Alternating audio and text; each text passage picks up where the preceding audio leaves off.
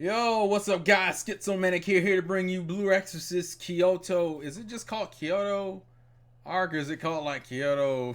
This is how we start off our episode reviews. I have to remind myself. I don't know if it's specifically called Blue Exorcist Season 2, which I don't think it is. I think it's called Blue Exorcist Kyoto Saga. Um, so for my reviews, like I said in my previous video, this primarily will be me also trying to correlate with the manga, at least for these first few episodes, while going into plot related things of the episode. So this first episode, if you didn't watch the original, and this is actually really nostalgic for me because Blue Exorcist was like one of the first seasonal anime I got into. Like I did when I got into seasonal anime, which is pretty commonplace now that everyone's in the seasonal anime, but like when you first get into seasonal anime, that first seasons of shows you're watching means a lot to you, and that's what this show does for me. So just seeing it just killed me. Although it feels like the animation hasn't changed at all. I need to go back and look at the first season, but it feels like the animation is either just as good and just like more vibrant or what. I'm not totally sure what it is, but it just didn't. I didn't get the same feeling. Like it felt so fucking familiar, as if they were like, yeah, just go watch episode like 1 through 15 of the first season, and then go put on the first episode of this, and you'll be perfectly fine. So this episode covers about 2 chapters worth of material, but it skips some content and mixes some the positioning of some shit. Now everything in this episode is canon, and it still plays out mostly the same way it does in the manga, but just give you some context of where it left off from the first season. The episode I would closely say this thing mostly resembles is, it's like I told you in the episode before you watch Blue Exorcist Kyoto Arc video. This takes place right after the Aimon and Rin fight, and they even show flashbacks of it, where Kanekamaru gets his arm broken, Bone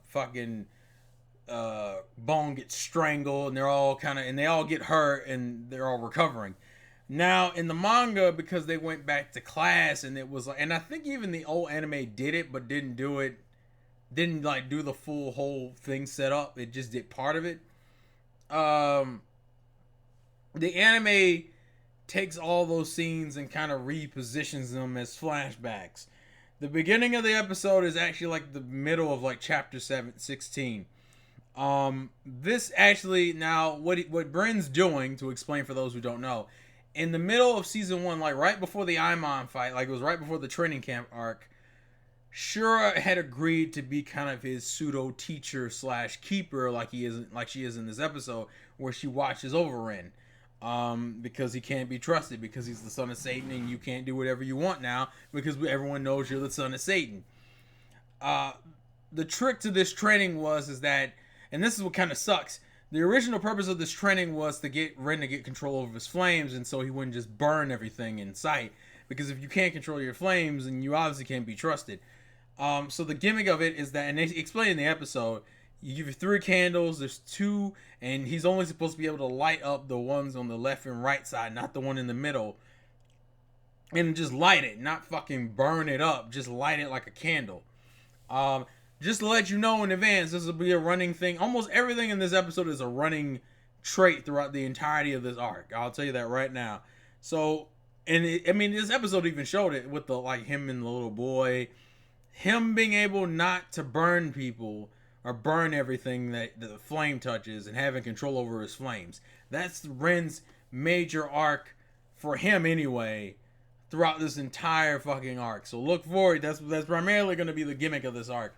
But as far as the whole sequence with Toto and finding out he's a demon, and the boy, and saving the boy, and Yukio dealing with his inner demons, of how, because they make reference to it that, ironically, even though the brothers fight all the time and they don't really get along as much as they used to, the major gimmick is that they both want to protect the other one, and they both find the other one to be like super amazing because they do things that the other one can't do. And we're seeing Yukio's side of that mostly through this episode, with him trembling, and how Toto kind of, and what Toto's also referencing will play a part later. I promise you, because I know I'm a master of the future. Now, the candle scene in the manga takes place like way later. They switched the positions of it, but the whole Toto stuff, that's all canon. There is no real deviation from the manga as far as that's concerned. But the episode does show the other thing I mentioned, that because this takes place right after the Aimon fight, that means it hasn't been that long since they found out that he's the son of Satan. So they're all personally still processing it. And just like in the manga, and just like even in the first season of the anime, they did something similar. Kaneki is the first one, because canonically, she was the first one to extend her arms back out to him and be like, look, I don't give a damn if you're a fucking demon, because we have demons working in the order anyway. Which is funny, because she essentially busts out Shamey and Bond in the same scene, which was gold. I love the way it happens, because he's like, because she don't give a fuck. It's actually one of her few moments of like character interaction with Ren. This is like a good Ren and Kaneki moment, because she doesn't have that many with Ren. Even currently in the manga, she doesn't have that many moments with Ren. So this was a really good moment, and I liked it. It was really cute. Now, the train sequence stuff is where the season 2 had to make a decision on what to cut and what to change, because it's doing about, I guess it's about a chapter and a half to 2 chapters worth of material. And because Blue Exorcist is a monthly manga, a chapter for Blue Exorcist is like fucking 40 pages. 40 to 50 pages. So, let me tell you what's different. Because you've already seen the episode if you're watching the review. And if you're curious what chapters this episode covers, it's pretty much 16 and 17. So they're doing about, as I said, a chapter and a half to 2 chapters, but there are some few things that are missed. And the reason why I want to mention the stuff that's being missed is because the stuff being missed, I feel like, was relatively important. At least one of the things they missed. They also changed the way certain events played out. So the first thing they changed is that when Shira's giving the explanation of what the Impure King is and what was stolen, which was the right and left eye of the Impure King, the right eye was stolen. There's another character who actually helps explain the situation. It isn't all Shura, but the anime said, fuck that. There's also a conversation that takes place when Shura is walking Ren to the train, going, and she's talking to Yukio, and there's like a kind of Yukio x Shura moment. I don't know how many people ship Yukio and Shura, but that's been kind of a common thing throughout the manga, that they kind of have this possible shipping going on. There's a cute scene. Well, it's not really cute, but it's a nice scene of Yukio being like, please take, it's like, I know you're strong enough to take care of my brother. And she gets thrown off because you gotta remember, Shura and Yukio have a pretty antagonistic relationship. Yukio thinks she's lazy as fuck, and Shura thinks that he acts like an old man. So he also calls him, I think she calls him like a baby, a scaredy cat, or a chicken. Same thing, ironically, Ren calls him. So I find that interesting.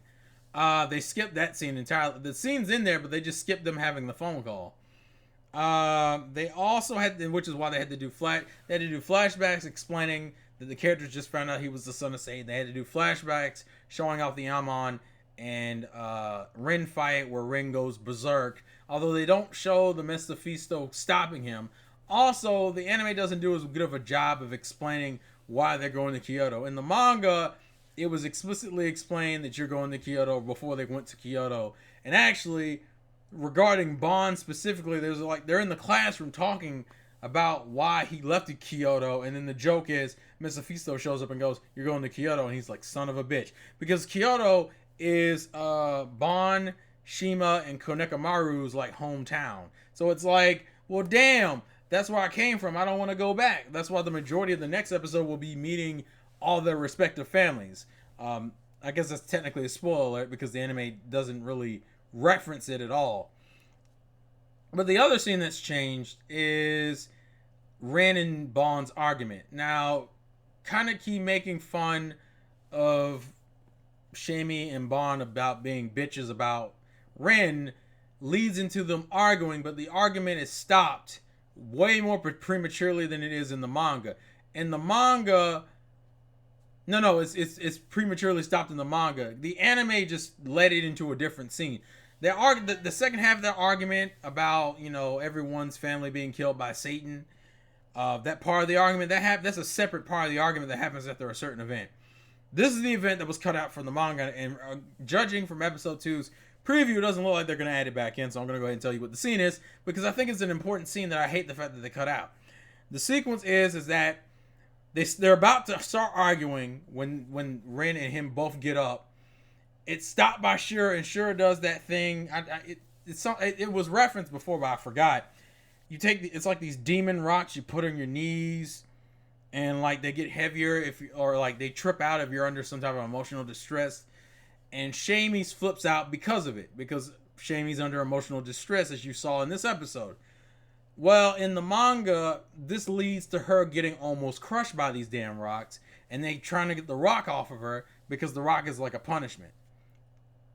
But the rock has gotten too heavy and it can almost kill Shamey. And so it's like, well, how do we get off the rock? Because no one else can lift the rock. And Ren's like, oh, I got it. So he sets off his flames and he burns the rock off. And that's the moment where Shamey realizes, wait a minute, he didn't burn me. He only burnt the rock. It doesn't hurt me.